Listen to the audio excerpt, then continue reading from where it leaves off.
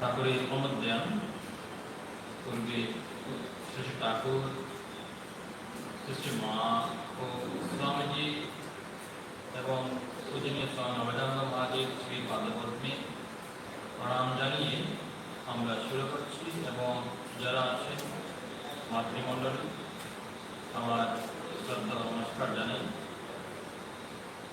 আমরা অনুধ্যানের পূর্বে আমরা একটি সংগীতের মাধ্যমে শুরু করছি।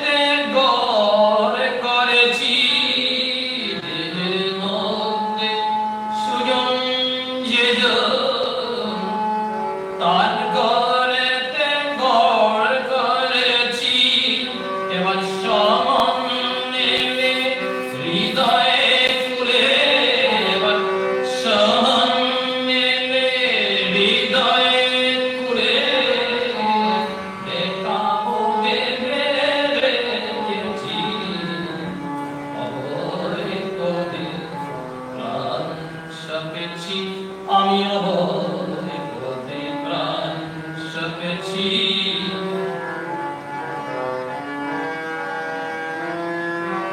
সাত সাত তারা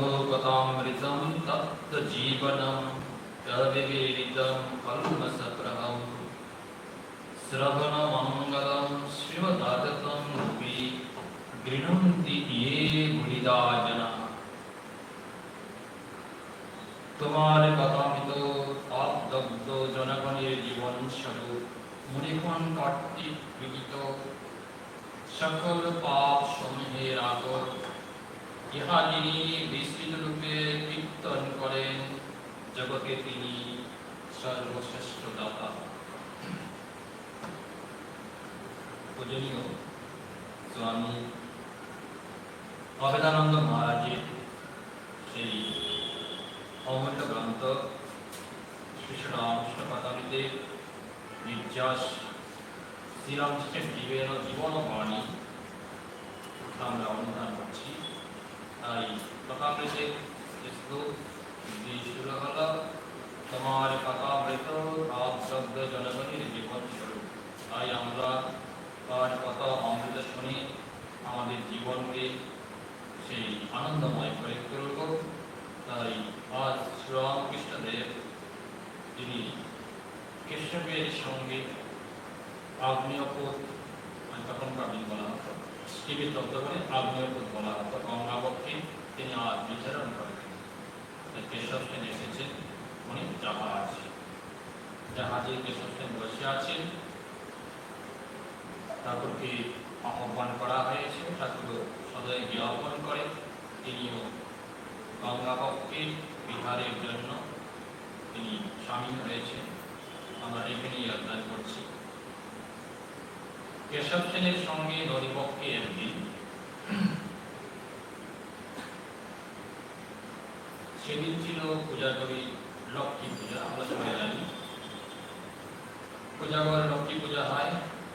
সেই দিনটি সেই দুর্গা পূজা একটা শব্দ করে আশ্বিন মাসের শেষে হয়, কখনো তৃতীয় নক্ষত্রের ক্ষেত্রে কার্তিকের প্রথম দিকে হয়ে থাকে। তাই বলছেন এখানে লক্ষ্মী হলেন সৌভাগ্য ও প্রাচুর্যের দেবী। তাই বলছেন এখানে শ্রীরামকৃষ্ণ তার ঘরে বসে বিজয় মানে বিজয় গোস্বামী অদ্বৈত মহাপ্রভুর বংশধর ও প্রহ্লাদের সঙ্গে কথা বলছিলেন। এমন সময় দেখে কেশব সেন জাহাজে বসে আছেন। জাহাজটি একটু আগে এসে ঘাটের সামনে নোঙর ফেলে দাঁড়িয়েছে। কেশব সেন তো জানি তিনি একজন বড় নেতা ব্রাহ্ম সমাজে, তাই মহারাজের পরিচিত দিয়েছে আমরা সেই পত্রিকা দেখছি। কেশবচন্দ্র সেন হলেন রাজা রামমোহন রায়ের পরবর্তী ব্রাহ্ম সমাজের তৃতীয় মহান নেতা। তার জন্ম 1838 খ্রিস্টাব্দে ও তার শরীর যায় মানে মৃত্যু 1884 খ্রিস্টাব্দে। ঠাকুরের 2 বছর পরে তিনি এই জলাধামে এসেছিলেন। আবার ঠাকুরের শ্রেষ্ঠ দেবে দেহ থেকে 2 বছর পূর্বে তিনি চলে গেলেন, তার দেহ অবসান হয়। 1858 খ্রিস্টাব্দে তিনি আদি ব্রাহ্ম সমাজের সভ্য হন এবং 1866 খ্রিস্টাব্দে তিনি ভারতবর্ষীয় ব্রাহ্ম সমাজ নামে সমাজের এই নতুন শাখা স্থাপন করেন। তিনি নিজে স্থাপন করেন, তৈরি করেছিলেন। তার নাম হচ্ছে ভারতবর্ষীয় ব্রাহ্ম সমাজ। আর তিনি সদস্য ছিলেন আদি ব্রাহ্ম সমাজ, যেটা ছিল প্রথম থেকে শুরু থেকে সেই অনেক পূর্বে রাজা রামমোহন রায়। তারপর এর নামটি পরিবর্তন হয়, সমাজের এক নতুন শাখা স্থাপন করেন, যা পরে নববিধান ব্রাহ্ম সমাজ। আমরা জানি এই কলকাতা ঢুকেই গড়ে উঠেছিল। আজ তার কিছু কিছু স্মৃতিচিহ্ন রয়েছে। যা পরে নববিধান আমাদের গির্জা নামে পরিচিত হয়। গির্জা আদলে ওরা উপাসনা করতে বলেই তাই বলছেন গির্জা নামে পরিচিত হয়, খ্রিস্টানদের উপাসনা করে। 1870 খ্রিস্টাব্দে তিনি প্রচারের জন্য ইংল্যান্ড যান। তিনি বাগ্মী, প্রচারক ও সুবক্তা ছিলেন। শ্রীরামকৃষ্ণের বহু উপদেশ তিনি গ্রহণ করেছিলেন ও তাহাকে সদা ব্রাহ্মণীর পুরুষরূপে শ্রদ্ধা করতেন।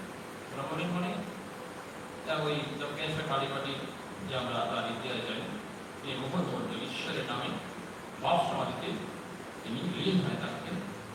ব্রাহ্মণের সাথে তার যোগাযোগ ছিল বলেই কেশব বাবু বলতেন ব্রাহ্মণীর পুরুষ তাকে শ্রদ্ধা করতেন, পুরুষ।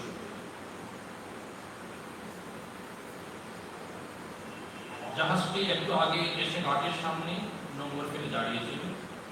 একটু পরে কেশবের শিষ্যরা এসে শ্রীরামকৃষ্ণকে প্রণাম করে বললেন, কেশববাবু আমাদের পাঠিয়েছেন অনুরোধ জানাতে যে মহাশয়ের যদি ইচ্ছা হয় তবে যেন অনুগ্রহ করে জাহাজের ওপর দুজনে মিলিত হন।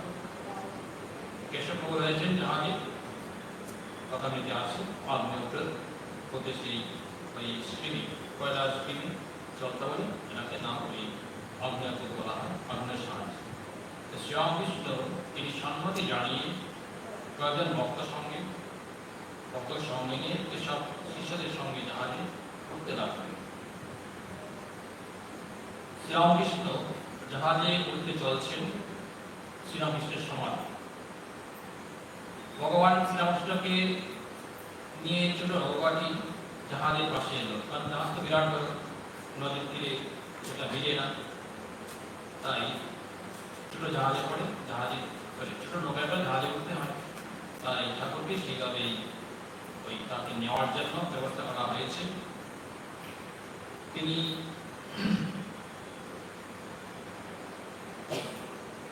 তখন নারদাময় প্রভুকে একটু দেখবার আগ্রহে সকলে জাহাজে উঠবার যে পথটি ছিল এর করে দাঁড়িয়েছিল। তিনি যাতে নিরাপদে জাহাজে ওঠে এই চিন্তায় কেশব উদ্বিগ্ন ছিলেন। মহেন্দ্র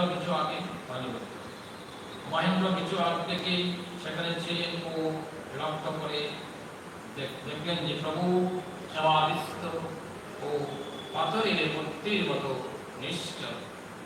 বহু কষ্টে তাকে উপরে দেখে টেবিলে নিয়ে যাওয়ার মতো ইন্দ্রিয় সচেতন অবস্থায় খানিকটা ফিরিয়ে আনা হল।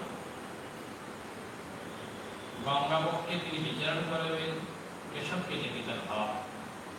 কেশবের সাথে তিনি মায়ের কথা বলবেন, ঈশ্বরের কথা বলবেন।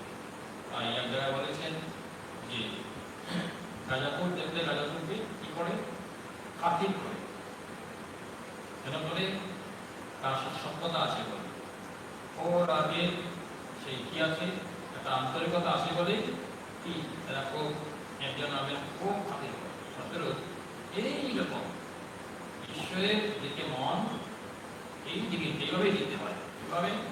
ওই ভগবানের ভক্তকে দেখলে শিষ্যের কি হয়, ঈশ্বরের ভক্ত, ঈশ্বরের ভক্ত একজন আলোকে দেখে কি হয়, মন আকুল আকুল বিকুলি করে। তাই শ্রীরামকৃষ্ণদেবের এইরকম তার অবস্থা হয়েছিল। তাই বলা হয়েছে তিনি খানিকটা কি হলেন, ইন্দ্রিয় সচেতন তার ফিরে আনা হলো। তখনও তিনি পুরাপুরি ভাবে ভাব সমাধি থেকে মুক্ত হন। এক শিষ্যের উপর ভর দিয়ে ওই ভাব অবস্থাতেই তাকে কেবিনে আনা হলো। কেবিনে আনা হলো, তার দেহ যন্ত্র চালিত হয়েছিল। একদিকে মন ঈশ্বরে নিবদ্ধ, মন ঈশ্বরে নিবদ্ধ। যখন তিনি কেবিনে প্রবেশ করেন, কেশব ও অন্যরা তার চরণে প্রণাম করেন। অবশিষ্ট ইন্দ্রিয় চেতনাটুকু এবার আস্তে আস্তে কমতে থাকলো। কেবিনের ভিতর একটি বেঞ্চ, একটি টেবিল ও একটি চেয়ার বসে, চেয়ারে বাকি বসানো হয়। বিজয় আর একটি তা বিজয় গোস্বামী রয়েছেন ওখানে, বিজয় কৃষ্ণ গোস্বামী, তিনিও অনেক মঙ্গল বংশধর, তিনি একজন সাধক পুরুষ। অন্য বক্তারা যারা অধিকাংশ ব্রাহ্মণ খালি মেঝেতে বসলেন। কেবিনটি ছোট হয়, অনেকেই দরজায় বা জানালায় দাঁড়িয়ে আগ্রহের সঙ্গে দেখতে থাকল। ভগবান শ্রীরামকৃষ্ণ এখন সম্পূর্ণ বাহ্য শূন্য, তার চেতনা নেই, মানে চেতনা শূন্য। সকলেই তার মুখমণ্ডলের দিকে তাকিয়ে ছিল। কেশব লক্ষ্য করলেন কেবিন এত লোকের ভিড় যে শ্রীরামকৃষ্ণের মুক্ত বাতাসের দরকার হয়ে পড়েছে। বক্তারা এক দৃষ্টি দেখিলেন, একটু পরে শ্রীরামকৃষ্ণ সমাধি থেকে নামতে থাকলেন, কিন্তু ঈশ্বর চেতনার গভীরতা তখনও পূর্ব। তিনি জগৎ মাতাকে অস্পষ্ট স্বরে বলছিলেন, মা তুই কেন আমায় এখানে নিয়ে এলি? এরা সব সংসারে বদ্ধ, মুক্ত নয়। তাদের কারাগার থেকে মুক্ত করা কি আমার পক্ষে সম্ভব? একই ভাবে জগৎ মাতাকে তিনি প্রশ্ন করছেন। দারুণ, কি দারুণ উপলব্ধি! এই সমস্ত শাস্ত্রীয় কথাবার্তা নিতে হলে অন্তরে ভাবের উদয় হওয়া চাই। যাতেই বলুন, সঙ্গীতেই বলুন, আর ঈশ্বর কথাই বলুন, আর শাস্ত্র পাঠেই বলুন, অন্তরে ভাবের উদ্রেক হলেই ঈশ্বরের কথা সমাজে নেওয়া যাবে। আর ঈশ্বরের কথা শুনতে আসা মানে আমিও প্রকার করেছি পূর্ব জন্মের সংস্কার। সাধু হোক, সন্ত হোক, গৃহস্থ হোক, পূর্বজন্মের জন্মে যদি প্রকৃত মানে থাকি, যদি সংস্কার না থাকে একসাথে হয় না। তাহলে এই সমস্ত ঈশ্বরের কথা ধরা সহজ। সহজ করে দিয়েছেন মহারাজ, তার সেই যন্ত্রটি লিপিবদ্ধ করেছেন। কিন্তু দেখুন, এত সহজ করার পরেও আমরা বুঝি না। কেন বুঝি না? আমাদের এই প্রচুর কিনে আধ্যাত্মিকতা নেই। নেই যে এমন নেই, এমন নয়, আছে, কারো কারো আছে। তারপর বলেছেন না যে পুলি পিঠা তৈরি হয়, ওনার ভিতরে কলাইয়ের ফুল, ওনার ভিতরে আবার নারিকেলের ফুল, এই সমস্ত। কিন্তু কি পিঠার ক্ষেত্রে তাহলে কলাইয়ের একটি স্বাদ, নারিকেলের ফুল বলে সেটা আরেকটি স্বাদ, নির্দিষ্ট আছে, খেতে টেস্ট। পাটিসাপটা তৈরি হয়, সবাই খেতে আনন্দ পায়। এখন মায়া করে পড়ে না, কেমন একটা দোকানে কিনতে পাওয়া যায় অর্ডিনারি। যাই হোক, এই বলছেন, কি বলছেন? ওই যে বলছেন সর্বশিষ্টি বললেন, মার সাথে কথা বলছেন অস্পষ্ট স্বরে, বান্দর বোঝা যাচ্ছে না। কেন বোঝা যাচ্ছে না? তিনি ভাবে বলছেন। তাই বলছেন মা মাকে তার ছোট্ট বালিকার মতো মতো বলছে, তুই কেন আমায় এখানে নিয়ে এলি? উদ্ধার ওই জাহাজে দেখছেন কারা আছে, সমস্ত মানুষ যারা আছে এরা বিষয়ী বদ্ধ জীব, ওদের কি নয়, এরা মুক্ত নয়, এরা সংসারে বদ্ধ হয়েছে, কারণী কাঞ্চনে কি এরা পরিপূর্ণ। তাই বলছেন তাদের কারাগার থেকে মুক্ত করা কি আমার পক্ষে সম্ভব? প্রতি বৎসর গঙ্গাবক্ষে সেই নৌবিহার হয়, একটি সংঘ আছে কলকাতাতে, কলকাতার সংঘ, যে যারা কর্তৃপক্ষীয়রা বিভিন্ন আশ্রমের সম্প্রদায়কে নিয়ে, মানে সন্ন্যাসী মহাদেবী সন্ন্যাসীরা যান, সেই নৌবিহার হয়, নৌবিহার গঙ্গাবক্ষে চলে, সেখানে ঈশ্বরের নাম গুণগান কীর্তন এবং যে সমস্ত স্বামীজিরা থাকেন, মানে মহারাজা থাকেন, তারা ঈশ্বরের কথা বলেন। আমি একটু এবছর আমন্ত্রণ করেছিলাম। তো প্রথম অবস্থায় বাগবাজার মায়াঘাট থেকে সেই বিহার শুরু হলো, গঙ্গাবক্ষে সেই এখন তো আর নৌকা চলে না, এখন হচ্ছে সেই লঞ্চ, বিরাট বড় লঞ্চ, সেটাকে একত্রে করে মোটামুটি 4-500 লোক আছে, সেখানে ঈশ্বরের কথা শুরু হয়েছে। প্রথম বক্তা একজন বিদগ্ধ পণ্ডিত মহারাজ, তিনি বক্তৃতা করলেন, খুব সুন্দর সার্বভৌম বক্তৃতা রেখেছেন, গঙ্গা, মনুষ্য জীবন, তারপরে যে ঈশ্বরের কথা, কেন প্রয়োজন, সমস্ত বিষয় নিয়ে খুব সুন্দর করে গঙ্গার মহাত্মা তিনি সুন্দর করে বর্ণনা করেন।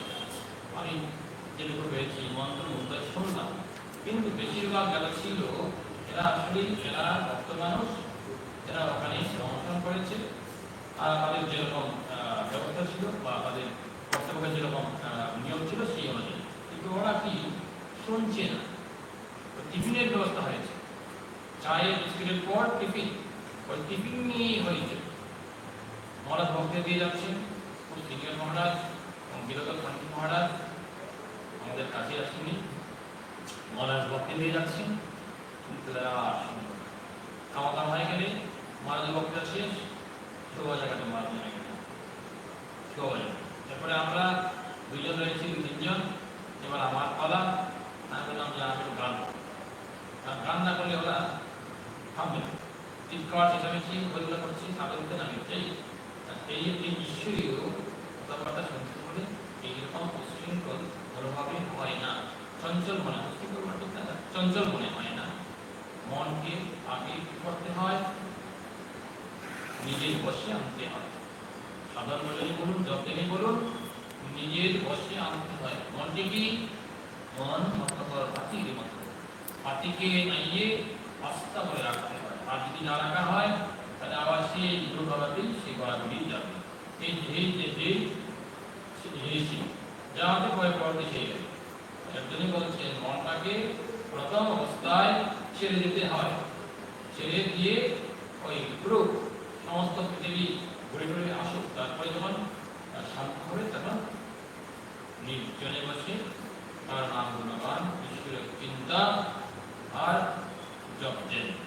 তাই বলছেন, কি সুন্দর বলছেন, যেখানে এরা বদ্ধজীব মুক্ত নয়, আমাকে এখানে নিয়ে কেন নিয়ে এলেন ঠাকুর বলছে। এই যে দেখলো এই রকম গান হলো, তারপরে আলোচনা, আবার যে বলা বলো তুমি একটু করবে, আমি একটু করবো, এবার তুমি করবে, আমি ঠিক আছে। যখন দুপুর 2:30 বাজে, দুপুরে খাওয়া হলো, তখন খেয়ে দিয়ে সবাই নীরব নিস্তব্ধ, মানে কি ঘুম পেয়েছে।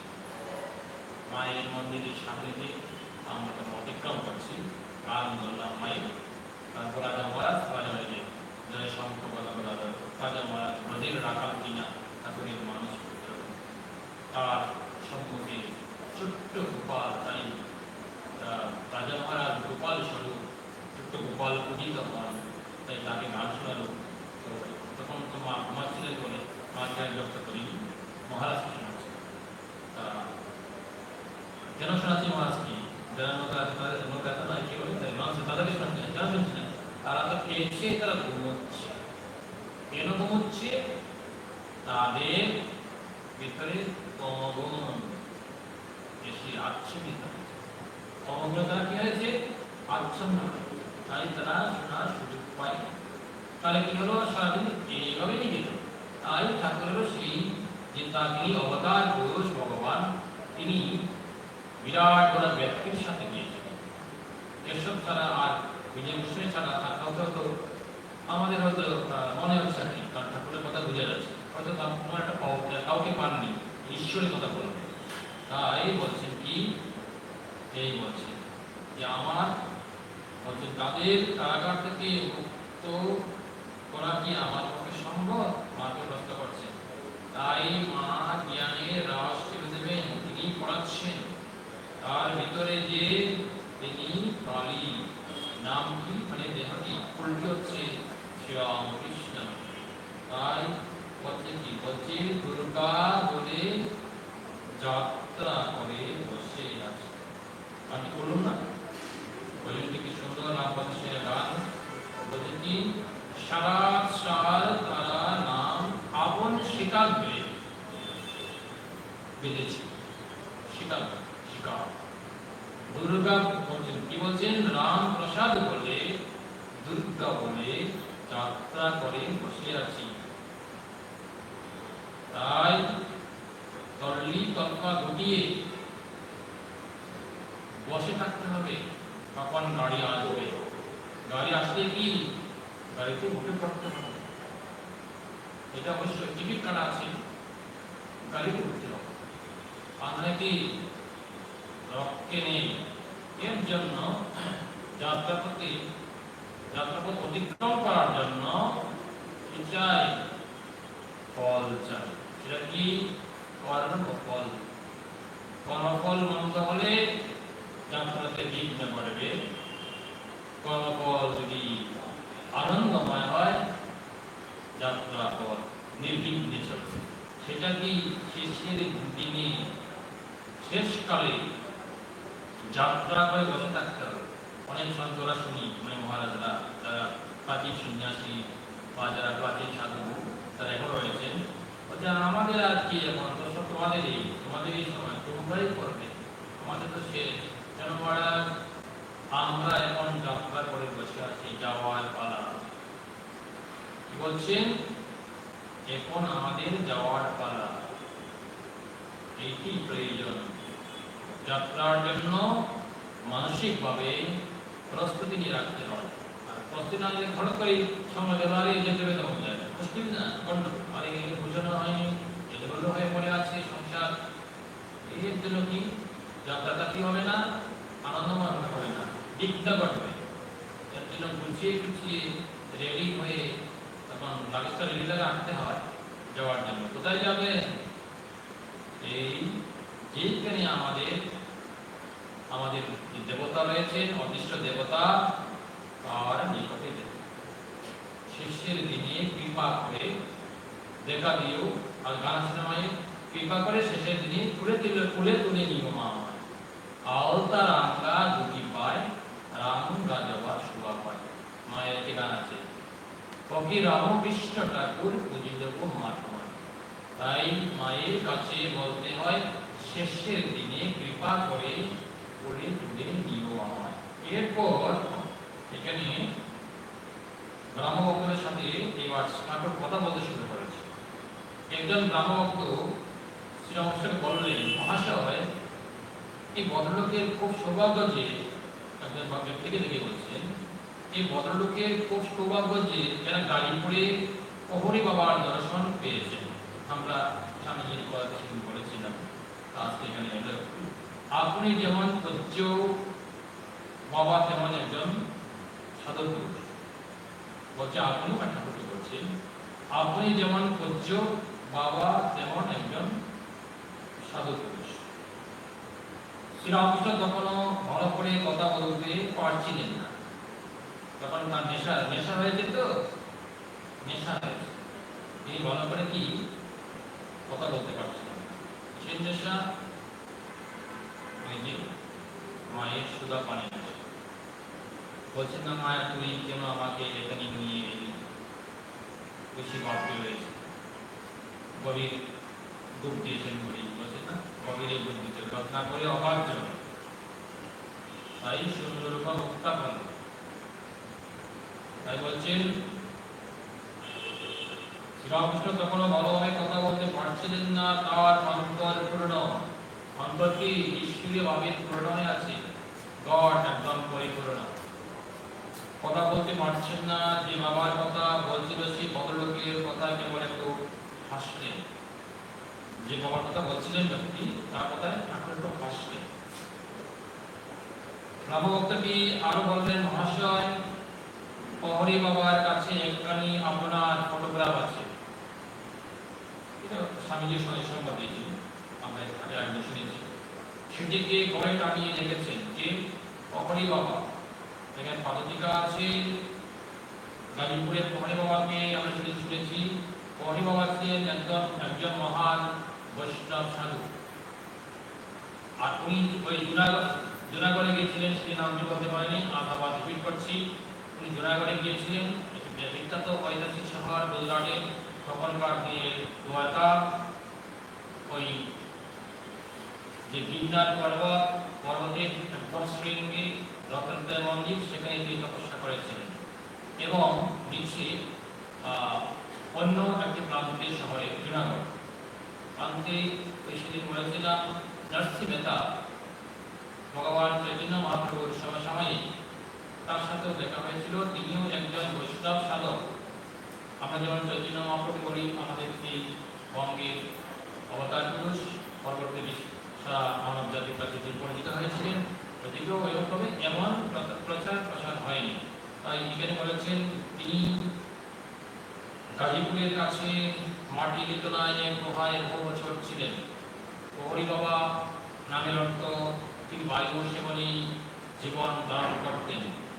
কোন রকম পানহার চালাই, মানে পানাহার পান বা আহার করতেন না। তাই বলছেন পানাহার ছাড়াই তিনি মাসের পর মাস কাটাতেন। তাই এই নাম, কি নাম? প্রহরী, বায়ু সেবনকারী। এই বায়ু সেবন করে তার জীবন রক্ষা করতেন। জীবন মানে শরীর, জীবন বলা ঠিক নয়, শরীর ধারণ করতেন। এই যুগের শ্রেষ্ঠ বৈষ্ণব সাধুরূপে সকলে তাকে শ্রদ্ধা করেন। তাই ঠাকুর বলছেন, ভক্তের হৃদয়ে ভগবানের বৈঠকখানা। শ্রীরামকৃষ্ণ আবার হাসলেন, গৌরী বাবার কথা শুনলেন ওই ভক্তবীর কাছে। তিনি আবার হাসলেন এবং নিজের আঙ্গকে আপন দেহটিকে দেখে আস্তে আস্তে বললেন, উল্টা দেহ ফুল, নারকেলের ফুল বা কলা গাছের ফুল ছাড়িয়ে নিলে তখন কি হয়, ভিতরে আসল জিনিসটাকে ফুলটা মানে অসা। তাই বলছেন সেটা কি? ফুলটা এটা বালিশের ফুল ছাড়া অন্য কিছু নয়। বালিশের ফুল ছাড়া বালিশ তারা অন্য কিছু নয়। তবে একটা কথা মনে রাখতে হবে, কি বলছেন? ভক্তের হৃদয় হলো ভগবানের বৈঠকখানা। তাকে এনে বসাতে হয় হৃদয়ে মাজারে। হৃদয়ে মানে মন্দিরে তাকে এনে বসাতে হয়, তাহলে তিনি খুশি হয়ে অতিথিরা পাইতে গেলে, যদি কারো গৃহকর্তার বাড়িতে যদি অতিথি আসে, যদি শ্বশুর বাড়ির অতিথিরা আসে, তাহলে কি আদর আপ্যায়ন 100%। হ্যাঁ, অন্য কোনো আত্মীয় মোটামুটি 40-50 দাঁড়ায়, আর অন্তরঙ্গ হলো 60%।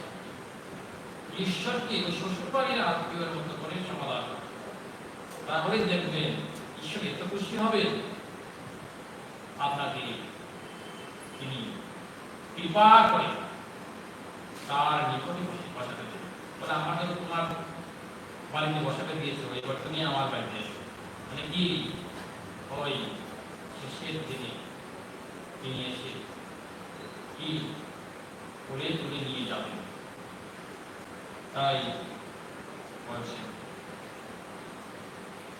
এটা অবশ্যই সত্য যে ভগবান সব জিনিসের মধ্যে অল্প বিস্তর প্রকট হয়ে আছে, কিন্তু ভক্তদের তিনি বিরাজ, বিশেষভাবে তিনি বিরাজ করেন। ভক্তদের তিনি বিশেষভাবে কি করেন?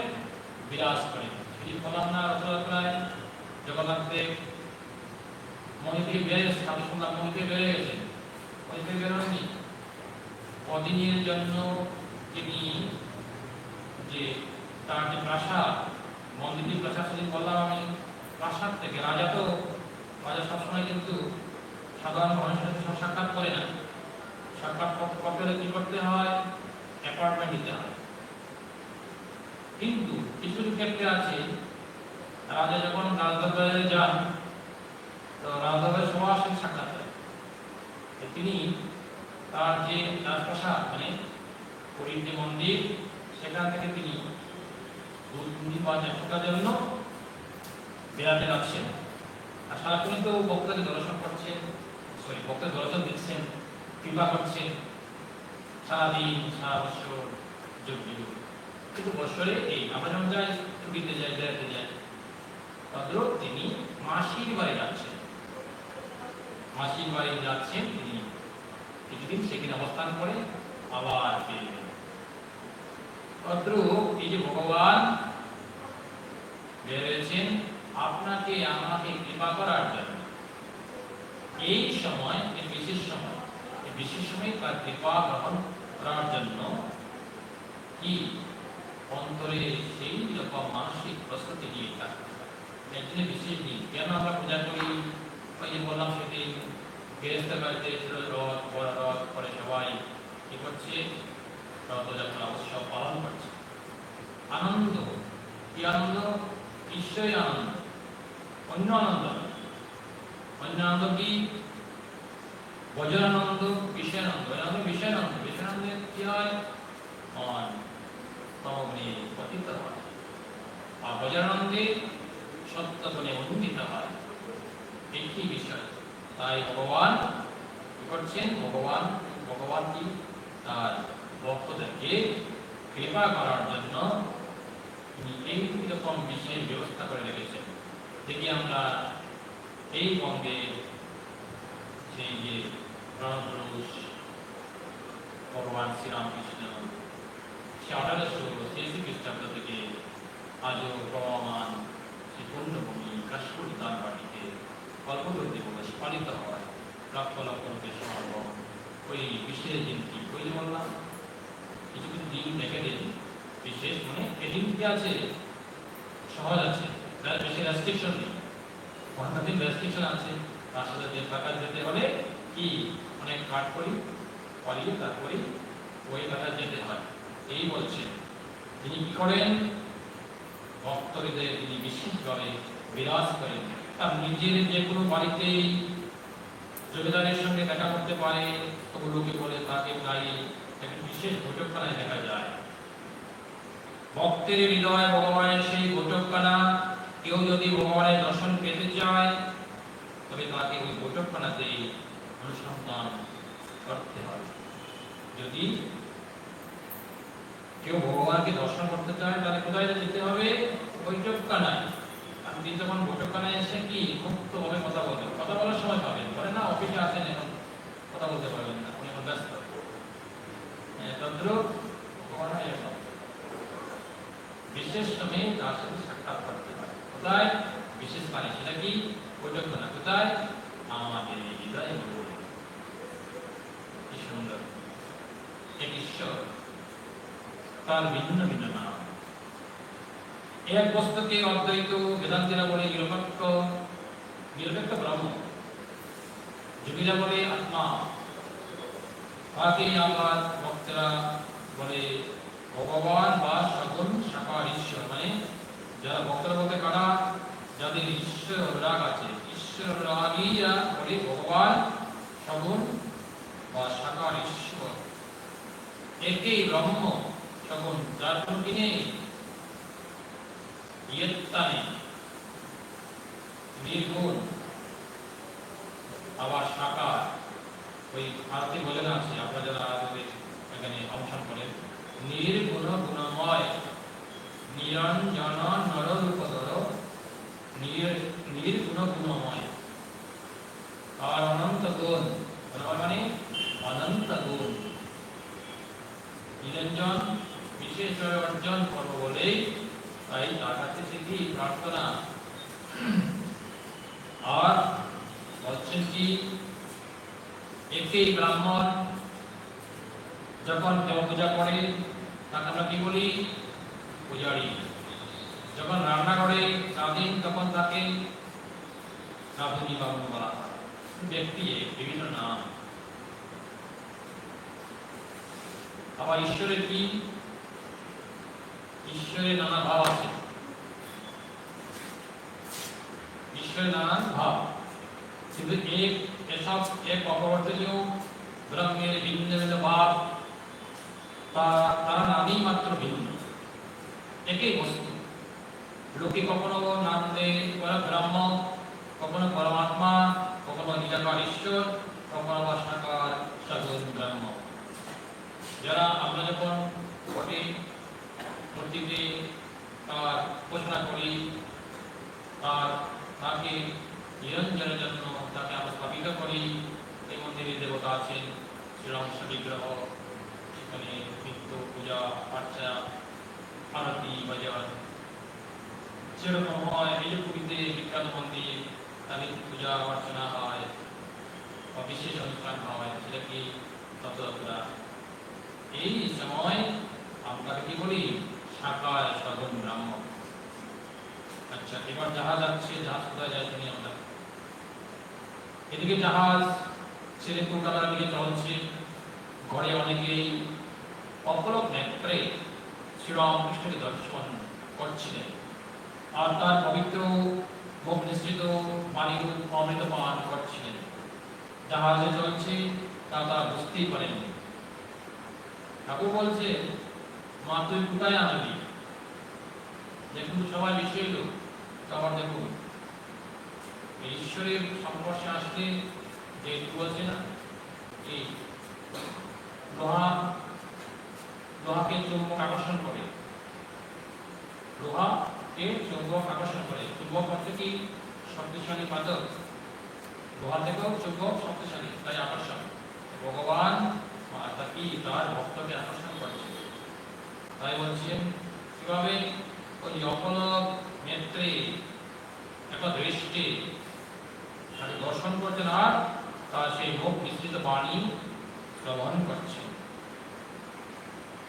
জাহাজে চলছে তা তারা বুঝতেই পারেননি। কালী মন্দির উদ্যান দৃশ্য করে বাড়ি চলে গেছে। নিচের পবিত্র গঙ্গা বাড়িতে নীল আকাশের প্রতিফলন দেখা যাচ্ছিল, কিন্তু তার তরঙ্গ উৎকিত রুদ্রধ্বনি ভক্তদের কানে উজ্জীবিত হয়ে উঠল। ওই আনন্দময় মুখমণ্ডলের দর্শন রহস্য যেন তাদের অপরে মোহিনী মায়া বিস্তার করছিল। তারা তাদের সামনে দেখছিলেন অদ্ভুত বস্তু, নরদেহধারী,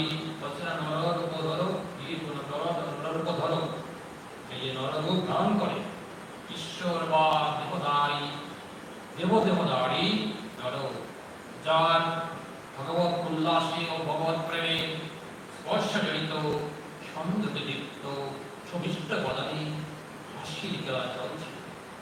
তারা যেন বাগরুদ্ধ হয়ে তাকিয়েছিলেন এবং একজনের দিকে, যিনি সংসার ও বাসনা ত্যাগ করেছেন। তিনি ঈশ্বর প্রেমে উন্মত্ত ও ঈশ্বর ব্যতীত অন্য কিছু প্রত্যাশা করেন না। ঈশ্বর ব্যতীত অন্য কিছু প্রত্যাশা করেন না। সামান্য বা সাধারণ লোকের পক্ষে কি কঠিন। তাই এর জন্যই আমাদের কি প্রয়োজন?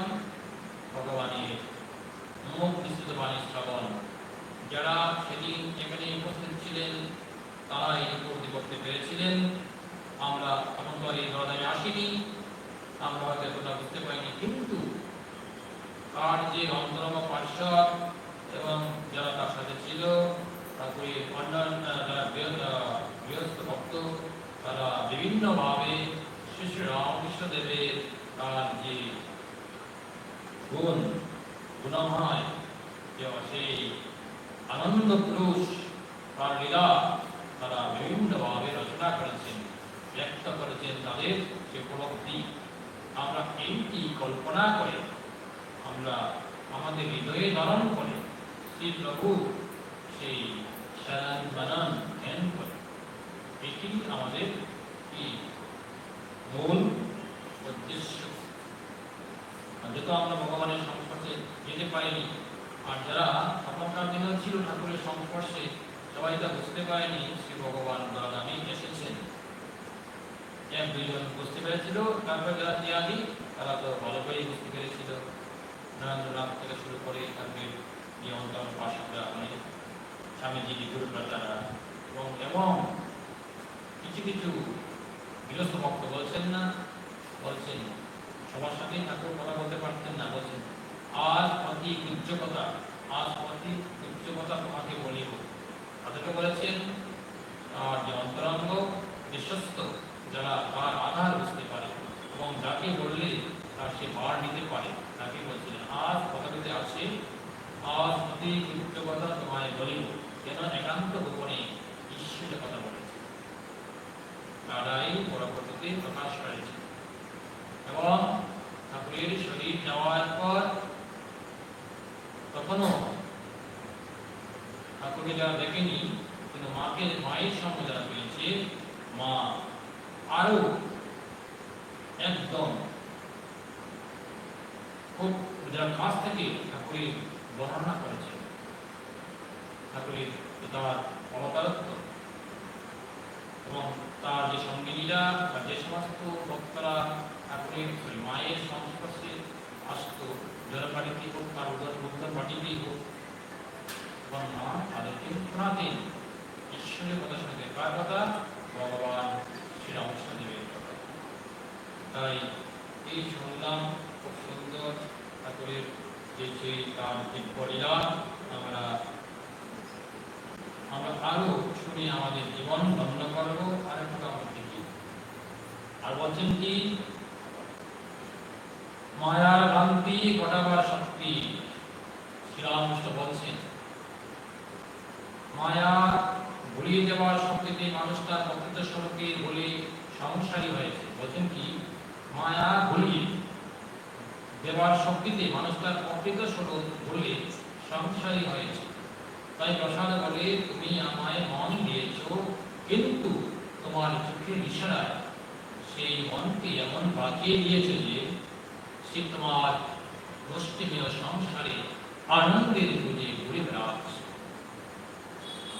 কেতুকে মিষ্ট বলে ভ্রম করে, কেতুকে মিষ্ট বলে ভ্রম।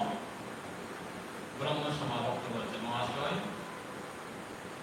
সংসারে সব ত্যাগ না করলে ঈশ্বরকে পাওয়া যাবে না, এটা কি সত্য? এই ব্রাহ্মণরা রয়েছে জাহাজে, প্রশ্ন করছেন সংসারে সব ত্যাগ না করলে ঈশ্বরকে পাওয়া যাবে না, এটা কি সত্য?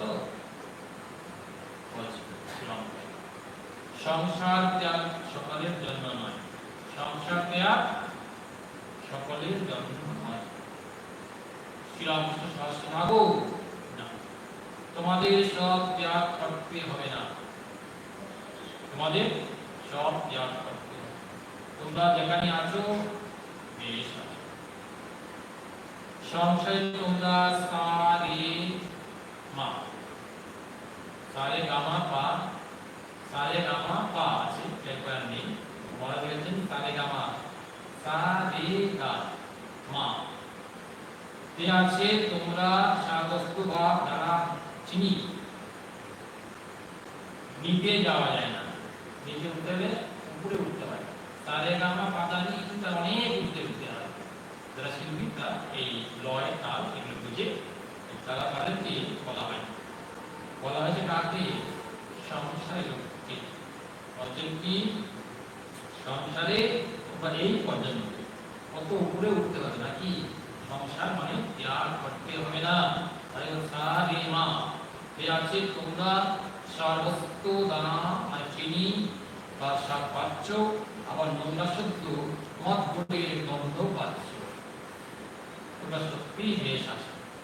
ঠাকুর বলছেন তোমরা সত্যি বেশ আছো, আমি তোমাদের সত্যি বলছি। তোমরা যে সংসার করছো এটা দোষ নেই, তবে ঈশ্বরের দিকে মন রেখে চলতে, তা না হলে তাকে পাবে না, সংসারে তাকে তাকে ডাকতে বলেছেন, সংসারে ডাকতে বলেছেন। তবে কি বলছেন? বলছেন ঈশ্বরের দিকে মন রেখে চলতে হবে, তা না হলে তাকে পাওয়া যাবে না। এক হাতে কর্ম আর এক হাতে ঈশ্বরকে ধরে থাকা। কর্ম শেষ করে তখন কি দু হাতে তার পাদপদ্ম ধারণ মানে হৃদয়ে ধারণ করে বলছে। তাহলে আমরা শুনলাম ভক্তের প্রশ্ন, ভগবান উত্তর দিয়েছেন। উত্তর দিয়েছেন আমরা শুনলাম। প্রশ্ন কি ছিল? প্রশ্ন ছিল সংসারের সব ত্যাগ না করলে ঈশ্বরকে পাওয়া যাবে না, এটা সত্য?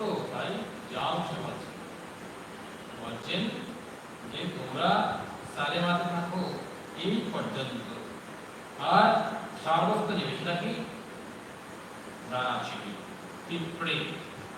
পিঁপড়ে কি সুন্দর বাড়িতে আর চিনিতে মিশে রয়েছে। পিঁপড়ে হয়ে চিনি গ্রহণ করে, বাড়িটা সেনে গেছে বুঝে কোনটা মিষ্ট। এই সংসারে বললেন শ্রীরামকৃষ্ণ বিশ্বই বাসনা আবার নোংরা শুদ্ধ মত গুণের স্বাদ পাওয়া যাচ্ছে। এইগুলো কি করতে বলেছেন? সরিয়ে রাখতে বলেছেন। এগুলি সরালে তাহলে কি মিষ্ট জিনিসের সন্ধান পাওয়া যাবে। সে কি? ভগবত কৃপা। তাই আমরা আজ এখানেই সমাপ্ত করছি। আমরা কি ভজন শুনি।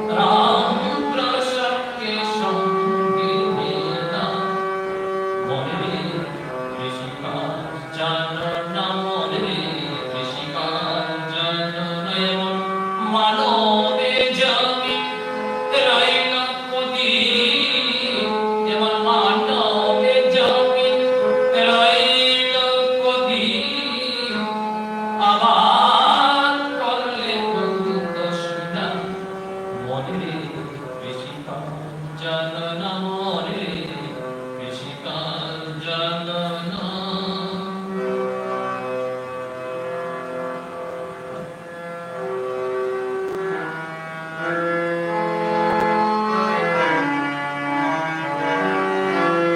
রাম কৃষ্ণ শরণম, রাম কৃষ্ণ শরণম, রাম কৃষ্ণ শরণম, শরণে প্রভু Ram Krishna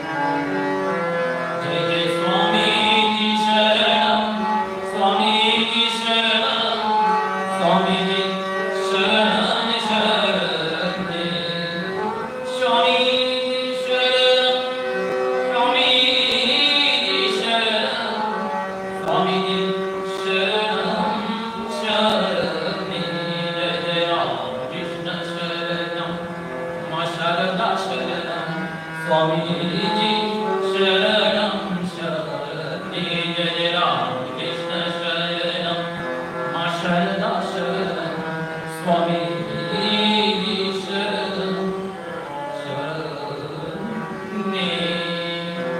Om Shanti Shanti Shanti Hari Om Tat Sat Sri Ram Krishna Pranamastu Jai Shri Guru Maharaj Ki Jai Jai Mahamai Ki Jai Jai Swamiji Maharaj Ki Jai Jai Swami Abhedananda Maharaj Ki Jai Jai Ganga Mai Ki Jai